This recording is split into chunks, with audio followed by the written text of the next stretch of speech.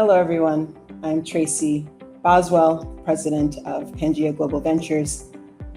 I relocated to Accra in 2023 with my family to work on Pangea Global Ventures.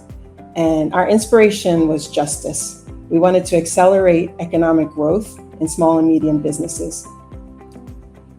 We wanted to move away from grant-based funding for a lot of these companies. They're promising, they have potential, and so we wanted to help them receive investments.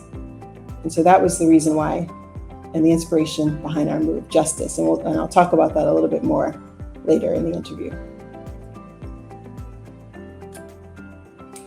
So in 2019, Pangea started, and we primarily worked in the agri space because the agricultural space dominates West Africa markets. Since then, we've moved into a diversity of climate impact sectors. We're working in e-mobility, we're working in waste and the circular economy, and we're also working in water and sanitation.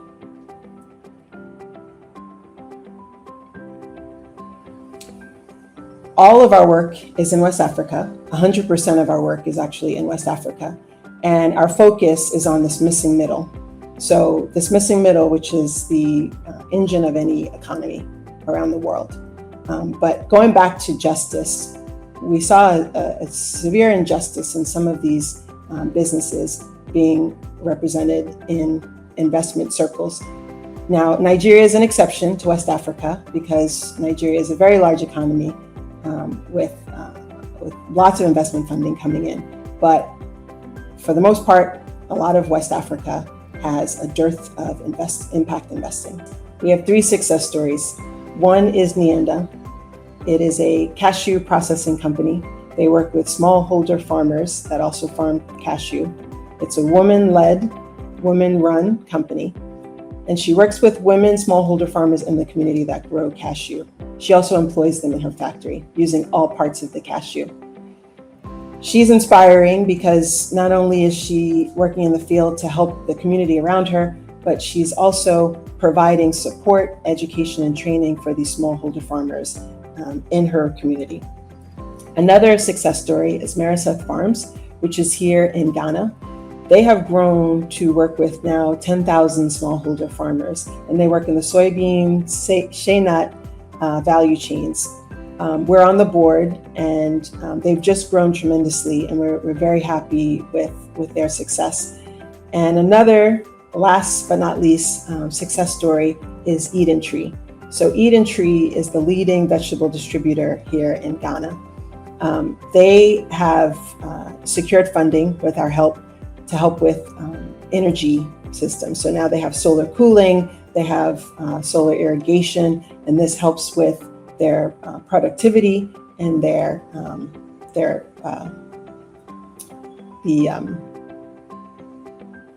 infrastructure.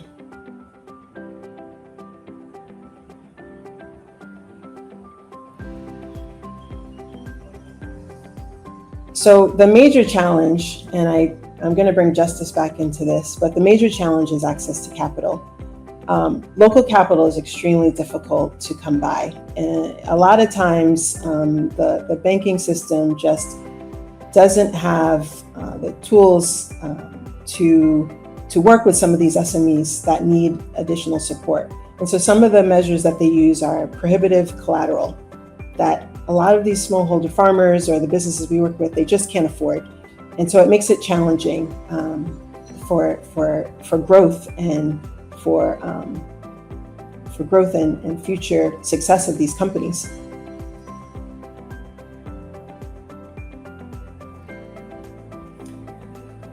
West Africa is different from North, South, and East Africa. Again, I go back to the funding.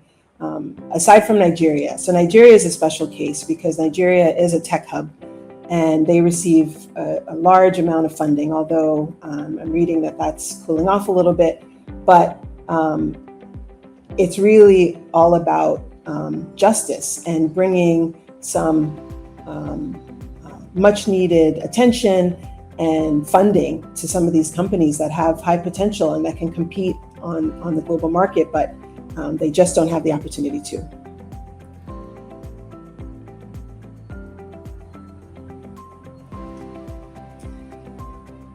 I think that for climate finance, sometimes that's conflated with carbon markets. And unfortunately, a lot of the companies that we work with, the small and medium companies that we work with, don't have access to the carbon markets. So a lot of the large multinationals are working in carbon markets, but not some of the small. So what are some of the other things that SMEs can do in terms of climate impact and climate mitigation? Well, they use things such as seed, climate smart seed.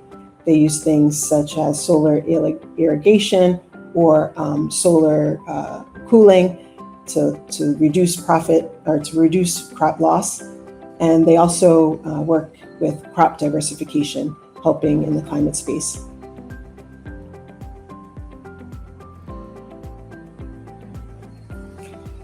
That was the women in panel was a really great panel. And it sort of highlighted some of the challenges that women business owners have in Africa. I would encourage investors to increase their outreach for women and in companies by women. So when I say for women, I'm talking about products that are for women and that women primarily work in. And when I say by women, obviously women-led businesses, women-owned businesses, primarily women-led businesses. There are value chains such as the shea value chain, which is dominated by women. So that's a tremendous opportunity there for investors to come in. And interestingly enough, women are, in West Africa in particular, women are very, they're less likely to get funding. And some of this has to do with cultural practices, unfortunately. But all the research has shown that women are more likely to pay back investments and pay back loans. They just are. So if you need an impetus to invest in women, please remember they carry a lower risk of non-performance. And so with that in mind, please remember for women and by women. Ages is important because of the entrepreneurial ecosystem that it creates. Some of the multinational companies, they receive a lot of attention through their product, through investments, which then garner more attention. And some of these smaller, the engine, so to speak, of any economy, they need a platform. And so Ages provides that platform for them. And one of the things that we're grateful for is that we were able to showcase from our fund, Pangea One, we were able to showcase Eden Tree. So Eden Tree is the leading vegetable distributor in Ghana. It's a female-owned, 30-year-old female-owned vegetable distribution, fruits and vegetable distribution company. And so we were raising funds in order to invest, and we showcased it on Ages. And because of that exposure, we were able to close that deal earlier this year. So we will forever be grateful for Ages, and we will continue to participate in the important work that Ages is doing. The only thing I will add is that a jarring statistic that is interesting. 70% of farmers in Africa, 70% of farmers are still using handheld tools. What does that mean? Handheld tools, obviously, that's not productive. Obviously, that's not efficient. Obviously, that's not cost effective. And in order for these farmers to be able to compete, to be able to thrive, they need investment. And so we want to work with these farmers and other companies in our pipeline with Ages in order to find financing and find investments to create impact in a lot of these companies. So I thank you so much for having me, and I hope to see you all at Ages.